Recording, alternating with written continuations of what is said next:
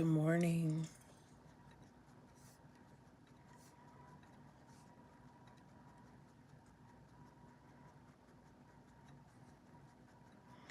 Good morning.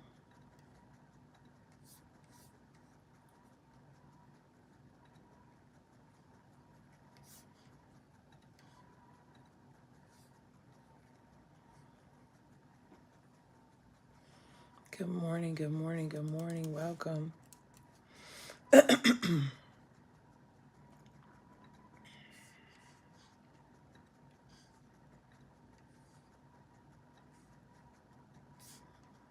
Come on in. Come on in.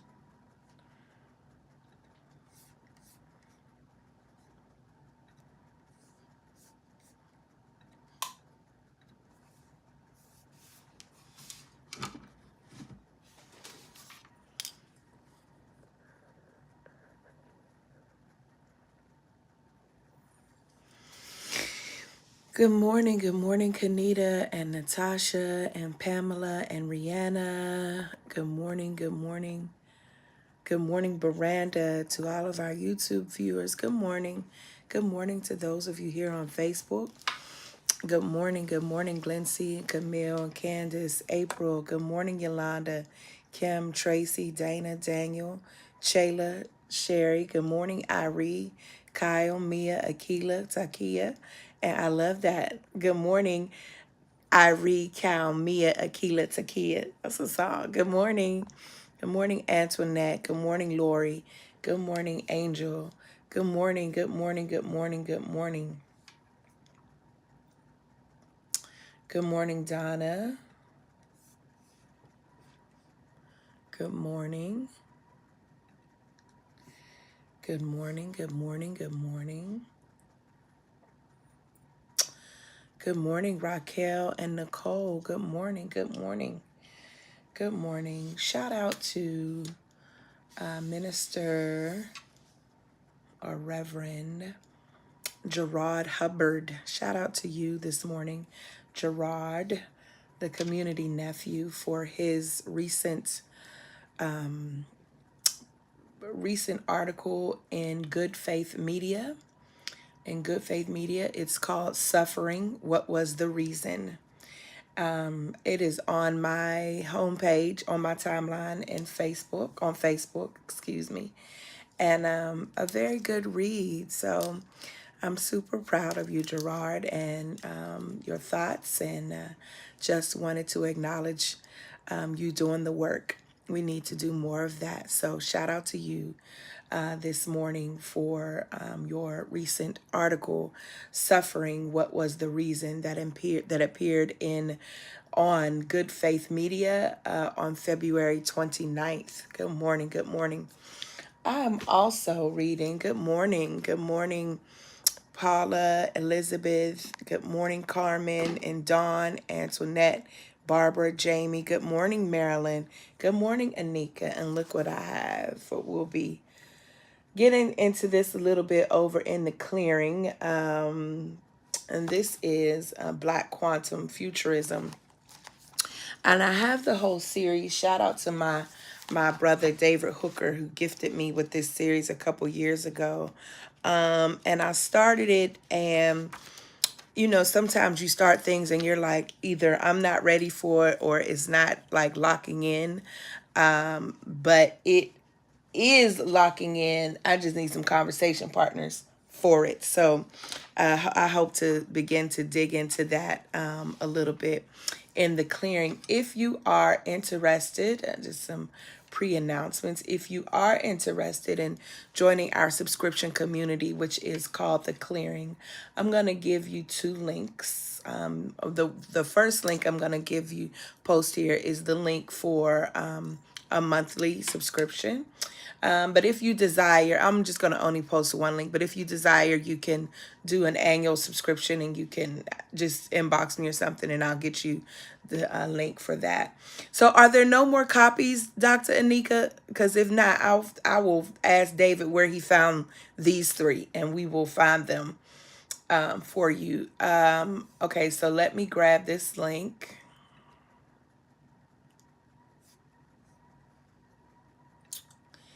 and get it over here to those of you who are on YouTube. RG, just the person that I want to see this morning. And for those of you who are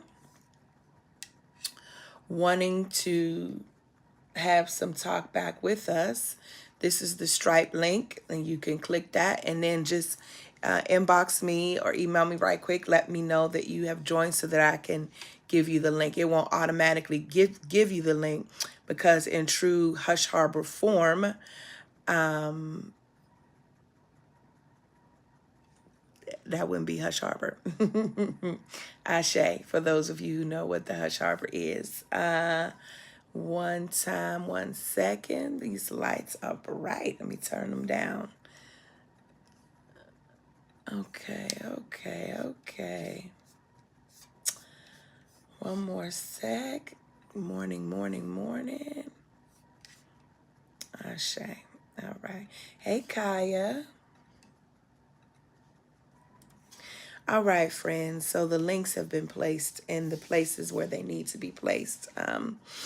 I want us to go back to if there are any announcements. Oh, happy birthday to our niece Grace. It was her birthday on Friday. She turned 7.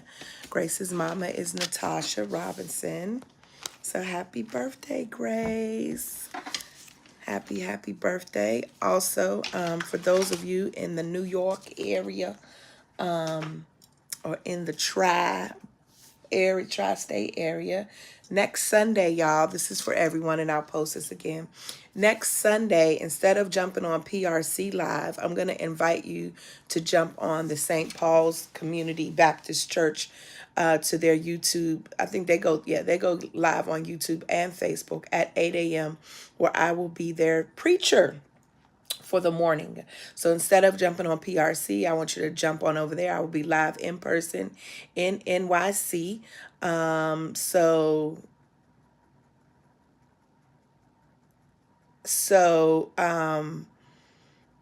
yep. So next Sunday I'll be in Brooklyn. Where Brooklyn at? So Elam, let us chat. Maybe we can get together. But at any rate, 8 a.m. is their service time as well, which means that I will not be on live. And so just letting you know, for those of you who are usually here, I want to get right to it. We started this conversation. Good morning, Rosalind, RG. Good morning, Melissa. Good morning. Okay, so last week we started this conversation about Mark. Yes, Akila, right. Let's chat in the clearing. Yes, let's chat in the clearing. That's where I'm going to be. I'm pulling up. Oh my God. Okay, y'all. Let's talk in the clearing. Let's talk so we can get up. Let's talk because I'll be there for a few days. So let's chat. Me and Ronnie Galvin Ronnie Galvin and Reggie Williams have been having conversation about this Mark text. And so I wanted to circle the block on it. For those of you who have not caught up, you didn't, watch last week, Drive It Out Part 1. I'm going to just hodgepodge my way through this. And last week we engaged in some communal sermonic offering. We each put our 2 cents in this to come up and out, acknowledging that really sermonizing alone is a product of imperialism.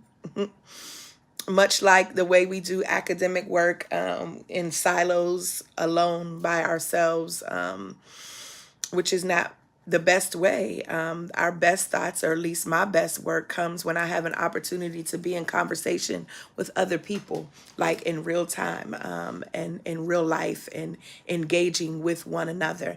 And so, and how much does it take the pressure off when one doesn't feel like one has to always come up with the word, if you will, every single Sunday? What will it look like for those of you who are actually in brick and mortar spaces to take that kind of pressure pressure off of yourself and really just come to the pulpit and say, now let's walk this through. Now, some will say, well, that's a Bible study. These things are the titles that we put on them, which is why, once again, this Black quantum futurism is so compelling to me as it relates to our understanding of space-time narratives and temporal perspectives of enslaved Black African ancestors pre and post liberation, how slave ships and plantations are traversed by the visionaries as chronotopes containing layers of different times. I'm gonna stop because that's not where we're going. I just want to say that. So we started in the Gospel of Mark. So I want to read the Gospel of Mark. I think I began the chapter 1, verse 21, and I'm going to read it. Now, I'm also going to mix in here,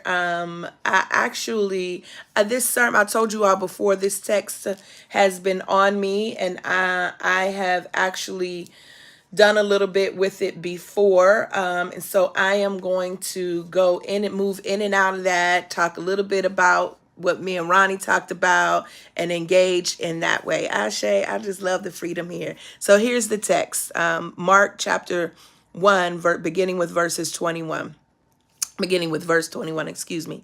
They went to Capernaum, and when the Sabbath came, he entered the synagogue and taught. And they were astounded at his teaching, for he taught them as one who had authority and not as the scribes. Just then there was in the synagogue a man with an unclean spirit, and he cried out, "What have you to do with us, Jesus of Nazareth? Have you come to destroy us? I know who you are, the Holy One of God." But Jesus rebuked him, saying, "Be silent and come out of him." And the unclean spirit, convulsing him and crying with a loud voice, came out of him. And they were all amazed, and they kept on asking one another, "What is this? A new teaching with authority? He commands even the unclean spirits, and they obey him." And at once his fame began to spread throughout the surrounding region of Galilee. That was Mark chapter 1, verses 21 through 28. I want to continue this conversation about driving it out, or what I should have typed is when they see us, capital US. So in this section, Mark is painting a portrait of Jesus's public ministry in and around the Galilean city of Capernaum. This series of episodes exhibits three essential characteristics of Jesus's mission. One, the healing and exorcism of marginalized people. Two, the proclamation of God's sovereignty and call to discipleship. And three, these resulting confrontations with authorities that come as a result of his mission. So conflict erupts in Jesus's first public action, a dramatic exorcism in a Capernaum synagogue. And here then we encounter for the first time a miracle story. Yeah, come on. Well, you all know Dr. Harris Perry got some seminary training. Let's go. Here we encounter for the first time then this miracle story. The modern debate over whether or not we can believe such stories really has no place in the life of African American and or justice-minded people, especially for a people who have come over a way that with tears has been watered, treading the path of the blood of the slaughtered. It is hard to convince a people who have watched God literally free them from bondage, open doors that human beings have shut. We don't debate over the possibility of extraordinary manipulations of the physical or spirit world. We don't question it because we know God. Because who but God? because as many of us who have grown up in the church can remember hearing some of the elders, particularly when we still had devotional service in the Baptist church, that would say, my soul looks back and wonders, or the adage, the what would I call the folk episteme, the folk epistemology, the black folk epistemology of the black folk epistemology, most visible in the saying, I know that I know that I know that I know, or most visible in the saying, you can't make me doubt him because I know too much about him. Yeah. That's that black folk epistemology, and how black folks' memory, this is all coming right as I'm saying it, how black. How sacred, okay, wait a minute. It's the download is happening. How black sacred memory is an epistemic site.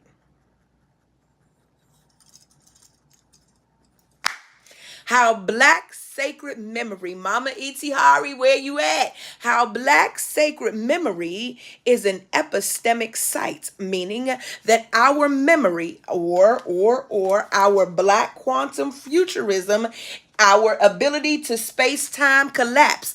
It is our ability to space-time collapse, to collapse time and space. That is an epistemic site. An epistemic site simply means it is a site of knowing. Ashe. It is a way that we know. Episteme simply meaning how we know what we know. And because oh, yeah. Because many of us in the academy, and because theological education is rooted in the Western Academy, the ways that we've been trained theologically, starting with dead white men, dead as far as we could tell, cis het gender, but I would question that. White men and some dead North African men, catch all of that in there, of how we frame and how we talk about what we know.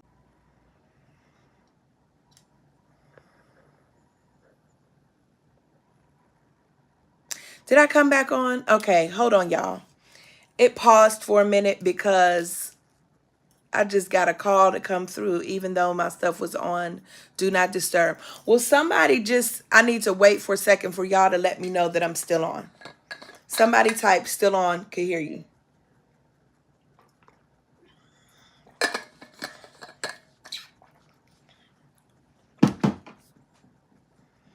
I'm on here now. Okay, thank you. Thank you. It said account services. I don't know if that was spam or some bill collector trying to call early this morning on a Sunday, but I'm not here for it. I'm not here for it. On a Sunday at 8:41. These people are outrageous, ridiculous. Had to be spam. Anyway, let me get back to it because I'm not interrupted. Ashe. If this happens again, because I didn't actually go in and put it on Do Not Disturb, just stay right there. I'm coming right back. This knowledge. Let's get right back to it. This knowledge. This knowledge and let me pull back up my stuff. This knowledge then, the way that we don't take into account because that's where I was, because theological education, at least formal theological education, takes its cues from the Western Academy, and because the Western Academy gives value mainly to dead white men who may have presented as cis het white men, and some deceased North African men who were fathers of the church, fathers of much of the thought that we have now. There is a way in which our theological education does not value this very this kind of embodied and folk and from the ground kind of knowing. So then, for those of us who do this work, for those of us who interpret, for those those of us who are bringing to the surface, to the forefront, who are bringing to academe these alternative, these what would be called in the academy unconventional ways of knowing. What we are simply doing is citing additional sources, not alternative. Come on, Melva. Additional sources for interpreting or using a lens. And so what I was simply saying was this notion, this idea of knowing what we know and how we know what we know, this very this episteme that comes from, at least my hearing, remember hearing the elders, the mothers of the church, the deacons of the church, growing up Baptist during devotional time, which is different from praise and worship, who would get up and testify from memory, right? So I'm simply driving home this point about why Black folk never really debate about the possibility of extraordinary manipulations of the physical or the spirit world. That we don't debate about it because our sacred memory, we don't have to think far because we collapse time and space. Our memory is never far back. It is always present. And so when we hear folks proclaim that you can't make me doubt him, now, of course, I acknowledge that God is a spirit. And so I am recalling this in the frame that it would have been said in the hearing of my youth, because I know too much about him. I'm saying is an additional source for the way that we talk about God, is an additional source for the way that we do theology, and is an additional source that can be placed up and alongside all of the great thinkers, the patristics of the church. Nevertheless, then, in this text in Mark, Mark does not want us to get lost in the physicality of the miracle. Here, the miracle lies in what the act of healing symbolized. Mark goes to great lengths then to discourage us from seeing Jesus as a mere popular magician. Not only does Jesus constantly discourage people from fixating on his acts of healing or exorcism, he actually exhorts his disciples to look into the deeper meaning of his actions. The setting. The setting in which then Jesus lived and delivered his messages was that of Jewish Palestine rural peasant culture. The people of Israel lived as oppressed colonial subjects. Well, Melva, look where we've stopped. The people of Israel in the sacred text lived as oppressed colonial subjects. Colonialism is defined as, quote, control by one power over a dependent area or people, end quote. Run it back. Colonialism is defined as, quote, control by one power over a dependent area or a people, end quote. Colonialism occurs when one nation subjugates another nation, conquering its population and exploiting it, often while forcing its own language and cultural values upon its people. Does this sound familiar? Colonialism occurs when one nation subjugates another, conquering its population and exploiting it, often while forcing its own language and cultural values upon its people. I want you to save that right there because I'm coming back for it. I don't know if it'll be in chronological order, but I'm coming back for it. As subjects to a corrupt power, Jews were constantly subjected to the cruelty and contempt of the Roman Empire, which was often exacted by the Roman military. They were vulnerable, the Jews. They were vulnerable to raids of their land, livestock, produce, and the rape of their women. As peasants in Jewish Palestine, they were also subject to the pressure of multiple annual taxes that could amount to as much as one third of what, in the vast majority of cases, was no more than subsistence production to begin with. For that reason, then, hunger and economic ruin were always looming. It is estimated that the peasants of first century Israel had an average daily caloric intake of 1,400 calories, barely enough to sustain their strength and health.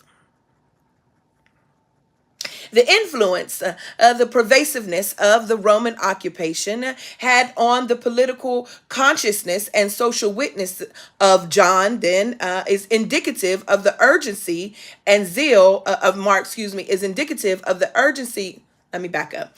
The influence and the pervasiveness, because John initially makes the proclamation earlier on in the text that there is one who is coming. So the influence on this social witness is indicative of the urgency and zeal of John's proclamation. In Mark, Jesus has moved then, or circumstances, so circumstances are dire. As a result, some have given into the empire and to the corrupt priests of the synagogue. Many have wandered from their customary cultic life practices of what our South African siblings call Ubuntu, this radical togetherness and unity. They stopped celebrating the feast days and they traded Yahweh for Caesar. In Mark, Jesus has moved then from the wilderness margin to the heart of the provincial Jewish social order, the holy time and space of the synagogue on the Sabbath. And he teaches, and they were astonished at his teaching, for he taught them as one who had authority, unlike the scribes, meaning that Jesus' teaching revealed that he had a close connection with God. Jesus' teaching, if you will, had that oil. Jesus' teachings were both radical, revolutionary, and also touched the heart in a way that made an individual feel as if one was being spoken to, but not beyond the context of the collective. But then herein lies two major problems. One, that the essential conflict here in this text is defined as as a contest. Oh, I'm talking so fast, my tongue is heavy. Let me slow down. The problems, two of them, that the essential conflict is defined as the contest over authority between Jesus and the scribal establishment. The unclean spirit then personifies scribal authority, which holds sway over the hearts and minds of the people.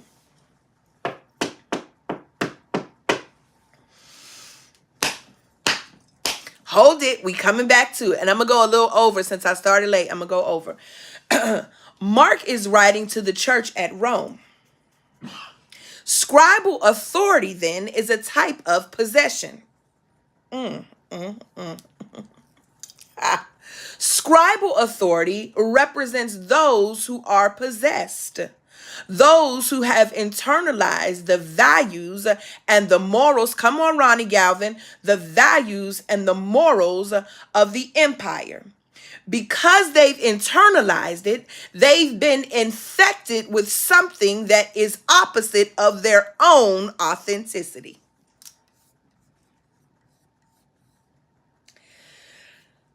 So put a pin right there. Let's go back to 23. They were in the synagogue, and a man with an unclean spirit, and he cried out, "What have you to do with us, Jesus of Nazareth?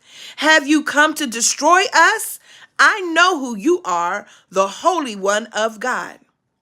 So in our conversation this week, RG and I were talking, and this is where RG came. This is Ronnie's offerings. Could it be that what the Bible cites as unclean spirits was actually a mental health condition that is the consequence of the violence of the colonizers and the interlocking systems?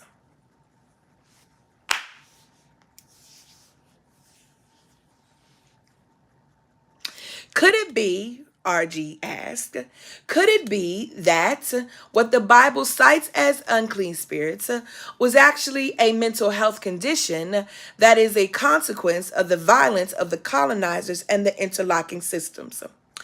Ronnie is taking this from from Fans Fanon and The Wretch of the Earth, and from Aubrey Hendricks' conversation about Fans Fanon in Hendricks' book The Politics of Jesus, where Hendricks, citing France, talks about reactionary psychosis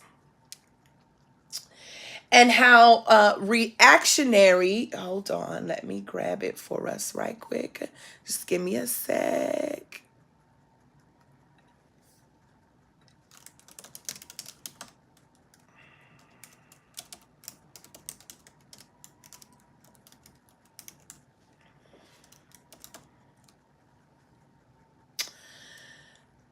These are disturbances of mental state on occasion. Hold on. It is a brief psychotic disorder with marked stressors, also referred to as brief reactive psychosis. It is the onset of psychotic symptoms that occur in response to a traumatic event that would be stressful for anyone in similar circumstances in the same culture. So Fanon is using the Algerian War to talk about how those affected as a result of war, that the Algerian War was a result of colonialism, which is why I wanted you to hold the definition of colonialism. Yes, Daniel Wolpert, that colonialism and the results of colonialism that come through as war have that we can experience a reactionary psychosis as a result of the trauma from the war. And what Ronnie is suggesting is, could the unclean spirit, so there are two suggestions on the table. One is the suggestion that I'm offering, right? One, the suggestion I'm offering is that this unclean spirit, that the kind of the scribal authority is a kind of possession, and that possession is a result of the internalized values and morals of the empire, and that because they've internalized these morals and values, they've been infected with something that is opposite of their own authenticity. Ronnie is pushing the envelope a bit further and saying, hold on, pause. Could we also see this as reactionary psychosis? Could we see this? Could we see the unclean spirit and the cry out, what have you to do with us, Jesus, as a consequence of the violence that the colonizers and the interlocking systems? Ronnie goes on to say, but listen, he says, I resonate with your sight on the question of us, in quotes. RG says that the spirits representing the interlocking systems of oppression, and so we loop back around together, that the spirits representing the interlocking systems of oppression is a profoundly important and disruptive insight. And then when the writer reports in verse 24, which says, and he cried out, what have you to do with us, Jesus of Nazareth? It signals the possibility that the man was so possessed by and so internalized the systems of the colonizer that he claims them as his own. So we just said the same thing. That it reminds RG of when the most oppressed folks among us pledge allegiance to a colonizing power like America and claim it as their own. Thus, Jesus is doing the work of decolonizing the psyche and the spirit, preach Ronnie, and the spirit of the man who also is emblematic to the nation. Yes, yes, and Dr. Here comes MHP. Yes, and Dr. King, when speaking to the American Psychological Association, discussed this creative maladjustment, suggesting that madness is a sane response to racism. Y'all better preach this thing today. And so just for those who are trying to figure how is she, like, what kind of lens is she reading? I've never read this kind of lens before. I don't know where is she coming from with this. Let me run it back for those of us who are wondering about this lens. This is my own Afrocentric, Afrofuturist, womanist, cosmological lens of this idea of the unclean spirits. That the unclean spirit for me is understood. Here's now a third take, but it's all similar. Is understood as a manifestation where earlier I called it possession.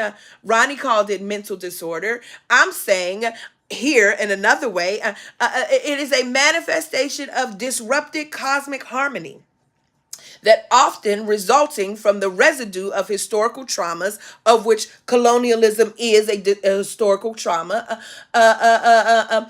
is inflicted upon African peoples and their ancestral lands, not just the people, but the land.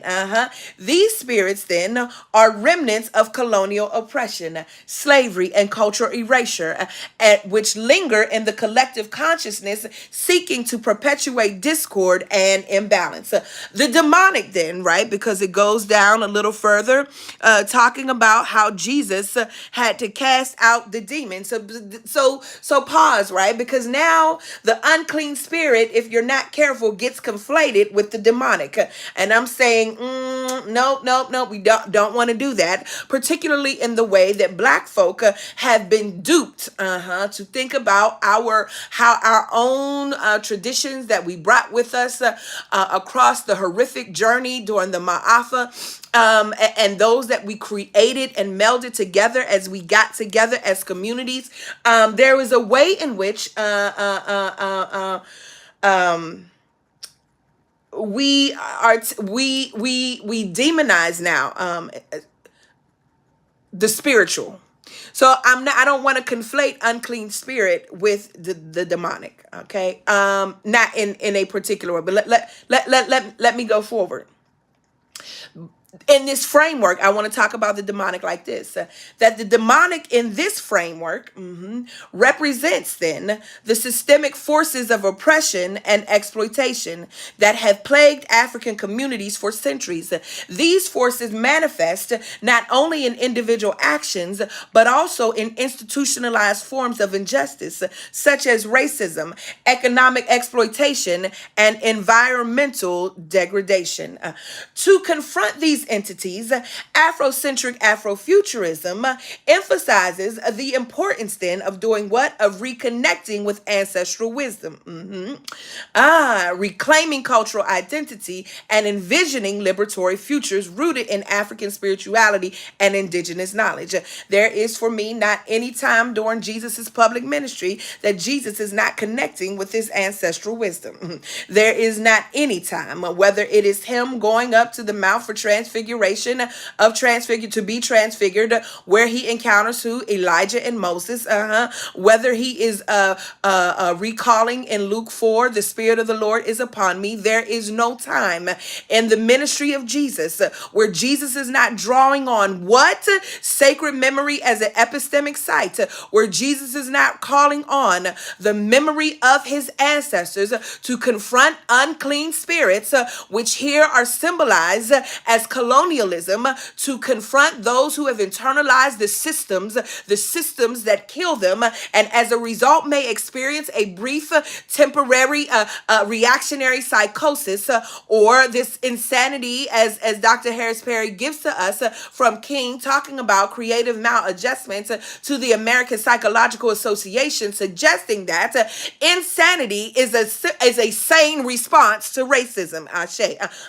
So that when we are confronting these entities, that it would behoove us to call on this memory. So through this ritual that we are engaging in now, this ritual of storytelling and collective action, then we are working to banish the unclean spirits. How? Because through this interpretive lens, what are we doing? We are dismantling systems of oppression the systems of oppression that they represent. We are thus then paving the way for this more just and equitable world, which is ultimately what Jesus is doing. In a decolonized Afrocentric, Afrofuturist interpretation of Mark chapter 1, 21 verses 27, Jesus, what? Jesus embodies this ancestral wisdom, as I just said, calling on this spiritual power, standing as a liberator and a healer within his community. So when he encounters the man with the unclean spirits, he recognizes that there are deeper roots of the disturbance. Friends, and that's a great place for us to pause this morning. We need to recognize what the deeper roots are. We need to recognize what the deeper roots of the disturbance are. It is time out for this really little pity patty kind of Christianity that we participate in, that is only concerned about our individual needs, that is only concerned with God bless me, that is not concerned with the collective. But what would it mean? And I'm talking about those personal things that we really need a miraculous response to. We really need a kind of spiritual, intervention. And I am suggesting that when we request for an intervention for the collective, inevitably the intervention happens for us individually. That's what I'm suggesting. Yeah. If then we then actually call out the root of the disturbance, but that's risky, and all of us ain't willing to risk it. Yeah. It's risky. It is risky to be calling out some things. Just look at many of those in our history who have called out some things. Guess where we are calling them now? From the ancestral realm. But it's risky. But if in fact we are going to engage and follow the way that Jesus provides, friends, I just want to submit that every one of us is called to engage the unclean spirits. Every one of us is called to get to the root of the disturbance. And where does this root stem from? Stems from the legacy of colonialism, oppression, and cultural erasure. Jesus' authority then to drive out the unclean spirit arises where? From his connection to divine energy. It says that, who is this? He's teaching with some kind of authority. What is the authority that he's teaching with? I want to press this authority a little bit more. It's not simply an authority, Ronnie. It's an awareness that he is preaching with a kind of awareness. Listen. I want us to get this. Some time back, I ran into a community member of ours, and I was initially alarmed because of our interaction. And friend, community member, if you are seeing this, I want you to know that I get it now. I got it. I get it, and I got it, and I love you. I want to look into the camera because I know that you often watch the playback, and I want to tell you that I get it, I got it, and I love you, and your community loves you. Here's what I'm getting, though, because it's to what Dr. MHP raises about sometimes insanity is the appropriate response to racism. When you have a level of awareness, ooh, I'm getting full. Let me just take some water for a second.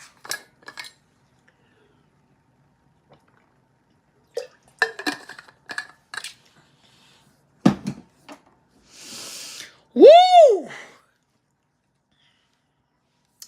When you have a level of awareness, when you have sight, when you can see, people will quickly put you in the category of crazy, even if it is a kind of reactionary psychosis. A psychosis, can psychosis really actually be kind of a black quantum futurism? This collapse of space-time, this space-time collapse, that when people have the ability to see, I can't explain it better other than have sight. When, come on, Baba Mike Wright is on here. When folk have sight, when we can see beyond what is really being offered, or when we can see the play before the play is made, And when we bring that level to the masses, and when the masses are so stuck in their inability to see, and then place on us the moniker that we need help, or that we are that we have had a psychotic break, because what we are saying is so far from being normative, because what we are, it is like we have been awakened. What is that movie in the Matrix, the blue pill or the red pill? It is like, because we have now been awakened, and it's as if you're walking around and everybody is sleeping. That's why it's dangerous. Come on, and let's just think about our thinkers, those people within our legacy, our ancestral legacy. When Malcolm woke up to recognize what was problematic for him about the NOI and about his then prophets, when he began to see, okay, listen, I'm gonna always be about this right to bear arms and protecting my folk and protecting myself, but I do see where I can participate and make contributions to the civil rights movement. He was killed.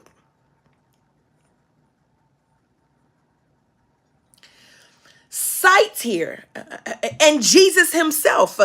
Jesus knows coming in that the level of sight I have, ultimately to speak against this system in this way means that this will be my fate. And even though Jesus knows this, Jesus accepts the call. There are parts in the life of his ministry when his sight is so overwhelming, when his knowing, when his body as an epistemic sight is so overwhelming, that he says, if it is your will, God, if you can take this away from me, take it. And then ultimately circles back around to say, but it's not my will. Whatever needs to be done, I'm willing to do it. So part of this work in Mark 1 is Jesus, who has sight, is identifying, but Jesus is not the only one who has sight. The unclean spirit has sight too, because the unclean spirit says, we know who you are, Jesus of Nazareth. And that's simply a number two.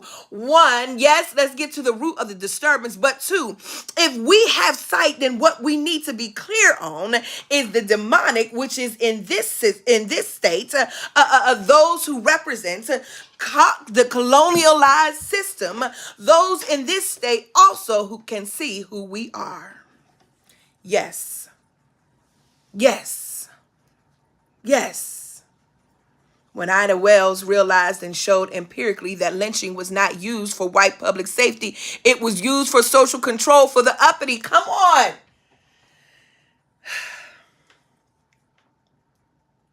Jesus' authority to drive it out then comes from his connection to see, which flows from him how? As a conduit of cosmic harmony and justice. That by invoking the power of whom his ancestors and his God, and drawing upon the spiritual traditions, because sight is a spiritual tradition. Yes, come on, come on. Come on. Sight is just not your intellectual brilliance. It is your spiritual brilliance. It is your spiritual brilliance. It is just not something that you sat down, you opened a book because you had the ability, to retain. It's a part of your DNA. Yeah. And this is why you are such a threat. This is why you're such a threat to systems. This is why systems do things and they look abrupt. And yes, they are harmful and hurtful. But systems always need to silence the Jesuses of Nazareth. Come on, Ronnie, and come on, Akila, come on, Melissa. Y'all all Jesuses of Nazareth. And systems gonna either lynch you or they gonna silence you. That is the fate. That is the fate. A system is either going to lynch you or it's going to silence you. In one way or the other, the system cannot afford for your sight. It cannot afford for other people to start seeing like you see. It sees you, it knows you, and it is always working. So then when it sees that you have the audacity to come into its system, even when you ain't trying to see, Jesus wasn't even trying to see. Jesus was trying to just move about. He just came out of the will. He's not even trying to see this. And yet that unclean spirit comes to him and says, what you gonna do with us? Let me bring this to a close. Oh, Daniel, you better say a word. Waking up is dangerous. Uh-huh. Yeah, it is. Yeah, it is. But that's the call. Uh-huh. If you're Christian and any other tradition, I would say, if you're Muslim, yeah. And if you practice indigenous all of those, to me, every system in this, every spiritual system is about awakening to what is not always tangible in this realm, every one of them. And it is dangerous because once you awaken, then you're no longer able to be controlled. Yeah, Irie, the call is to wake up. Uh-huh. And yeah, Verzola, once you see, you can't unsee. And yes, Stacy, sight is disruptive. Yeah. But the point of driving out is to restore balance and to restore the being with whom the uncleared is housed, is to restore it to wholeness. My. Through this act, Jesus not only performs a miraculous healing, but also delivers a powerful message of resistance against colonial domination and cultural. Yes, come on, Nat Bishop. Slow down so we can wake up. Come on, rest is resistance. Look, as we say in the hood, she been had told us that.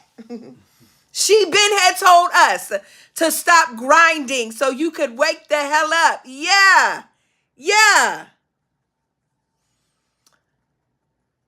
That Jesus' actions demonstrate the transformative potential of reclaiming ancestral wisdom and spiritual practices, empowering individuals and communities to confront and overcome the forces of oppression that seek to divide and to destroy them. So, what is the resolve?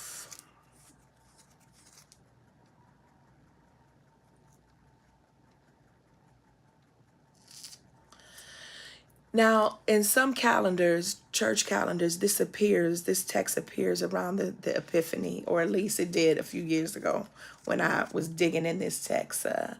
And that the resolve here was Jesus again seeing this revelatory work that to interpret this exorcism solely as the curing of an epileptic is to miss its profound political impact.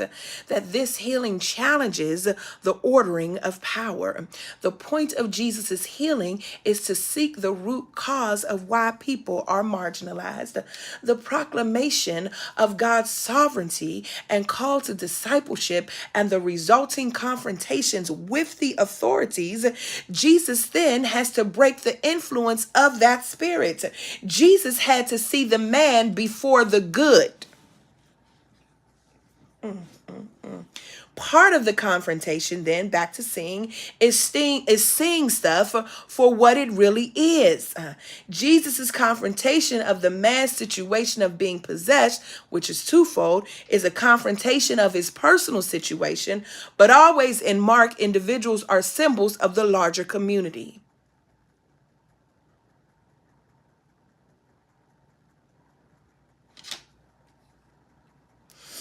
Jesus rebukes him finally. Jesus rebukes, it says, and the unclean but Jesus rebuked him. You know what rebuking means? To be rebuked is to be muzzled.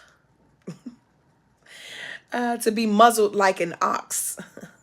Jesus says, shut up. Jesus, it is a gag to stop the mouth from talking. And I just want to simply end with this. We have the power in the words to muzzle the mayhem. We have the ability to do three quick things, and I'm headed over to the clearing. I'm not even going to explain them. We got the ability to speak to the unclean spirit, to command it to be silent, and then to command it to come out. We got the ability to muzzle it, to muzzle mayhem. How? To speak to the unclean spirit, to command it to be silent, and to command it to come out. Listen, the demon thinks it knows Jesus' name, right? It said not thinks, it says, what do you have to do with us, Jesus of Nazareth? And that's where we get to the point of what happens when they see us. I'm ending. I'm leaving. I'm getting off here. When they see us, friend, the unclean spirit will always protest our appearance. Why do you meddle with us, Jesus? But the text reveals that defiance will quickly turn into fear. Have you come to destroy us? Baby, it will acknowledge you because it knows you. But you shouldn't be fearful, because you should know that it's already fearful of you.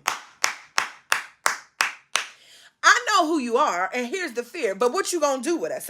Have you come to destroy us? The demon may thinks it knows who you are, but it doesn't necessarily know the fullness of the power. But when it sees us, when it sees us. Few summers ago, when prolific movie director and producer Ava DuVernay gifted us with the film When They See Us. Was a four-part miniseries based on the wrongful convictions of Anton McRae, who was 15, Kevin Richardson, who was 14, Yusuf Salam, who was 15. I should say, is it now? He's a councilman now. Did he win his election? Raymond Santana, who was 14, and Corey Wise, who was 16. In 1989, I was 18, and I was a senior in high school. In 1989, they were arrested as teenagers and terrorized by police before being wrongfully convicted of brutally assaulting and raping a white woman who was jogging in the New York City Central Park. The media and the general public, both in New York City and beyond, instantly believed that these 5 Black and Latino youth were guilty of the crime without giving them a fair chance of proving their innocence. Following a media frenzy in which they were described as a gang of, quote, wilding teenagers assaulting people in the park, they were convicted despite inconsistent confessions. DNA evidence DNA evidence exclusion, and a lack of other evidence connecting them to the crime scene. Since the day we were wrongfully arrested, quote, since the day we were wrongfully arrested, others controlled the story about us without ever seeing us, end quote, Salam is reported saying. The prosecutors, the police, the media, the people of New York, the former president, they created a lie that suited and erased us. He said, for 30 years, we fought back to take our story. So friends, I just want to simply say, to building off of Salam, saying or offering us what happens when other people control the story about you. When other people control the story, there is a way in which they fail to see us. But what I hear justice saying, even though it can feel long, it can take its time getting to us. But when the system, when the folk who with authority, the folks who were walking in the way of Jesus, those who were the attorneys and the investigators, even those who were the accused, the wrongfully accused, become Jesus-like and approach the unclean spirits demanding their freedom. And even when that unclean spirit acknowledges, what will you have to do with us? And in the quickness of the moment, fear creeps in because the unclean spirit finally sees who it's up against. The unclean spirit finally sees that it is no match for the power, for the energy, for the divine connection that Jesus is witnessing and embodying. And the unclean spirit shrivels back with fear and says, I don't know if you've come to destroy us or not. And immediately in that moment, it might have taken 30 years, but the exonerated five finally look back at the system and muzzle the mayhem. They rebuke the system that failed to see them. They rebuke the system that stereotyped them as wilding teenagers. So much so that even Salam now, who is Dr. Salam, who is now the council person in the very district that persecuted him. Friends, I just want to let you know that we are all called to call out the unclean spirits. And even though it is risky, what you need to know is that they are more fearful than to see us than we need to be in actually calling out the unclean spirit.